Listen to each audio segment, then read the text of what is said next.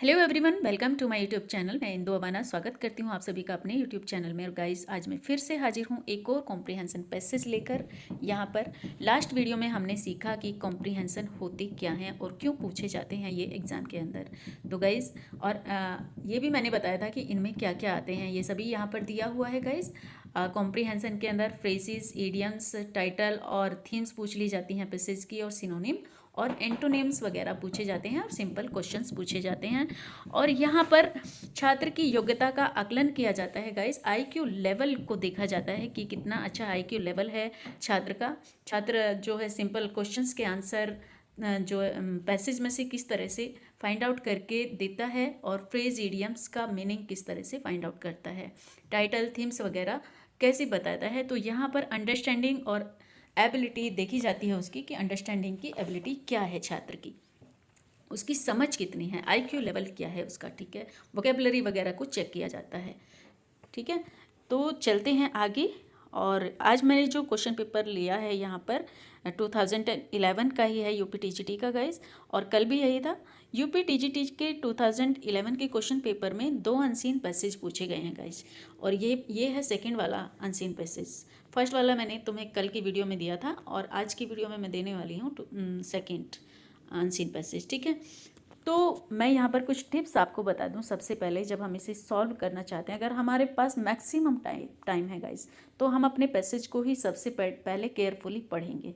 अगर टाइम है, पर हमारे पास टाइम नहीं होता है मोस्टली कॉम्पिटिटिव एग्जाम में, जब हम इसे सॉल्व करते हैं तो इसे मैक्सिमम टाइम हमें देना चाहिए अगर हमारे पास टाइम होता है तो, क्योंकि यहाँ से हमें सबसे ज़्यादा आंसर क्वेश्चन मिलते हैं गाइस। ठीक है, और इजीली मिलते हैं। ये एक ओपन बुक टेस्ट की तरह होता है, जैसे ओपन बुक टेस्ट होता है उसी तरह से ये भी होता है। बस यहाँ पर हमारी समझ कितनी है, हमारा आईक्यू लेवल क्या है, और हम इंग्लिश को समझते कैसे हैं रीड करके, वो पावर यहाँ पर देखी जाती है।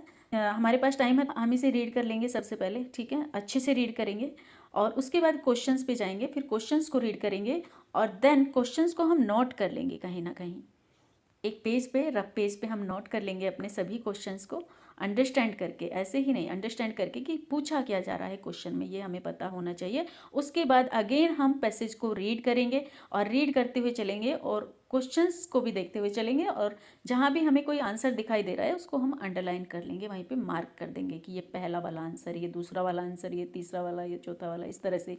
ठीक है गाइज, तो यहाँ पर हम बहुत अच्छे से उसे, जो थीम वगैरह होती हैं, जैसे थीम वगैरह पूछ ली जाती हैं और टाइटल वगैरह पूछ लिए जाते हैं, तो 2 बार जब तक हम पैसेज को नहीं पढ़ लेते तब तक हमें उसे अच्छे से थीम और टाइटल को समझ नहीं आता है कि क्या हो सकता है थीम या टाइटल इसका। ठीक है, ये टेक्निक हमें, अगर हमारे पास समय है तो हमें अपनाना चाहिए। अगर हमारे पास समय का अभाव है तो सीधे हमें क्वेश्चंस पे जाना चाहिए, उन्हें नोट कर लेना चाहिए, देन हमें केयरफुली उसे रीड करना चाहिए, और आंसर को टिक करते हुए चले जाना चाहिए। तो यही टेक्निक्स हम फिर से आज इसमें जो अपनाने वाले हैं, हम अपनाने वाले हैं कि हमारे पास पर्याप्त समय है और हम किस तरह से ये करने वाले हैं। ठीक है, चलिए, तो हम सबसे पहले इसको रीड कर लेते हैं आज। ठीक है, और समझ लेते हैं इसको। The martyr who laid down their lives for the freedom of the country had a Lofty vision of the future. जो देशभक्त, देश की आज़ादी के लिए अपने प्राणों की आहुति जिन्होंने दी, मार्टियर्स ने, देशभक्त ने, तो फ्यूचर को लेकर उनका एक बहुत बड़ा विजन था, एक बहुत बड़ी दृष्टि थी। ठीक है, और they wanted the nation to be free from all slavery. वो क्या चाहते थे कि जो नेशन है वो हर तरह की स्लेवरी से फ्री हो जाए, हर तरह की बॉन्डेज से फ्री हो जाए। They wanted an India in which all the communities would live in perfect harmony and in which there would be no high class and no low class of people। और ये भी चाहते थे ये, कि जो देश है हमारा वो एक ऐसा समुदाय बन जाए, वो एक ऐसी कम्युनिटीज बन जाए जहाँ पर हर कोई आपस में मिलजुल के रहे, बहुत ही सद्भावना के साथ रहें। ठीक है, और वहाँ पर कोई हाई क्लास या लो क्लास भी के पीपल भी ना हो। तो the curse of untouchability having been wiped out completely. और जो अस्पृश्यता का अंत वो पूरी तरह से कर देना चाहते थे। ठीक है, अनटचेबिलिटी, अस्पृश्यता का अंत वो करना चाहते थे। ठीक है, देश से women would enjoy equal right with man and contribute their fullest to making of a great nation. जो वुमेन है, जो महिलाएं हैं, उनको, महिलाओं को पुरुषों के इक्वल अधिकार मिले, ठीक है, और उनको जो है वो भी अपना कंट्रीब्यूशन दें एक महान देश बनाने में, देश को महान बनाने में अपना खुद का कंट्रीब्यूशन दें। Such a vision was in keeping with the ancient glory, और इसी तरह की दृष्टि थी उनकी। Such a vision was in keeping with the ancient glory of the country renowned for its splendid achievement in literature, art and culture.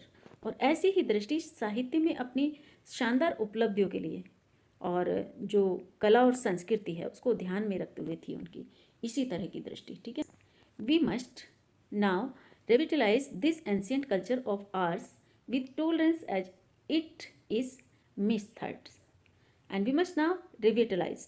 उनका मतलब कहने का था कि हमें अपनी इस प्राचीन संस्कृति को सहिष्णुता के साथ पुनर्जीवित करना चाहिए, क्योंकि यह मस्तूल है। मस्तूल का मतलब होता है कि यह हमारी है, तो हमें इसे सहिष्णुता के साथ पुनर्जीवित करना चाहिए, ऐसा उनका मानना था। और if you forget or cease to take pride in our noble heritage, अब वो कहते हैं कि अगर हम भूल जाते हैं अपनी विरासत को, अपनी महान विरासत को हम भूल कर जाते हैं या इस पर गर्व करना बंद कर देते हैं, तो क्या होगा? We shall have to face severe indictment in the court of history which is a ruthless जज and seldom spares the erring people. अगर हम अपनी विरासत पर प्राइड करना भूल जाते हैं, ठीक है, तो हमें इतिहास की अदालत जो है उसमें गंभीर आरोपों का सामना करना पड़ेगा, अभियोग का सामना करना पड़ेगा। और जो क्या है कि जो एक क्रूर न्यायाधीश है वो गलती करने वाले लोगों को शायद ही माफ़ करता है। ठीक है, seldom spares the erring people, जो क्रूर जज है वो गलती करने वाले लोगों को शायद ही माफ़ करता है, क्योंकि ये गलत ही होगा कि अगर हम अपनी संस्कृति और अपनी विरासत को भूल जाते हैं। ठीक है, तो ये था हमारा पैसेज। अब हम चलेंगे क्वेश्चंस पर। आई होप ये आपको समझ आया होगा यहाँ तक, और अगर वीडियो अच्छी लग रही हो तो चैनल को सब्सक्राइब कर लेना गाइस। और अब पढ़ेंगे हम यहाँ पर क्वेश्चन हमें सभी क्वेश्चन अच्छे से पढ़ने हैं। क्या पहला क्वेश्चन पूछा गया है, the martyrs who died for freedom of India wanted, जो आज़ादी के लिए जिन देशभक्त ने अपने प्राणों की आहुति दी, तो वो जो है क्या चाहते थे, इंडिया के लिए क्या चाहते थे वो?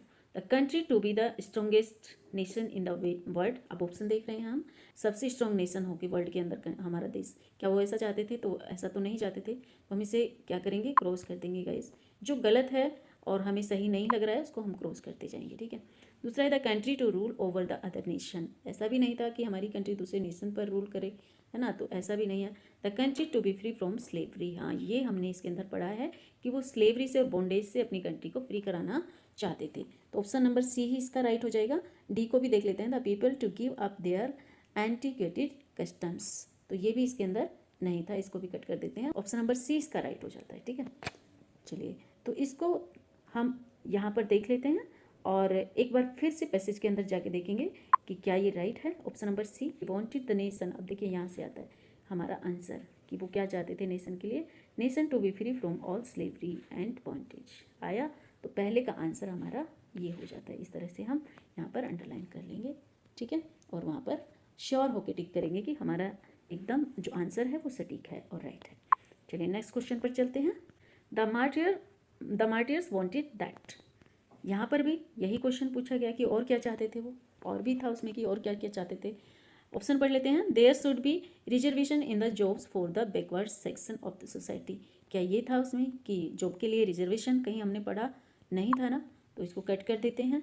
There should be perfect communal love and peace in the country, हाँ शायद ये हमने पढ़ा कि वो कंट्री के अंदर का कम्युनल लव और पीस चाहते थे। ठीक है, लोग मिलजुल कर रहे शांति से, तो ऑप्शन बी कहीं ना कहीं हमें लग रहा है कि हो सकता है। ऑप्शन सी को देख लेते हैं। The old caste system should be retain in the future, ये भी नहीं था, कास्ट सिस्टम तो बिल्कुल नहीं था। The women should look after their families only, और ऐसा भी नहीं था कि वुमेन अपनी फैमिली की ही देखभाल करें सिर्फ, तो ऑप्शन नंबर बी यहाँ पर हमारा राइट हो जाता है। There should be perfect communal love and peace in the country. अब इसे कंफर्म करने के लिए हम फिर से पैराग्राफ में जाएंगे।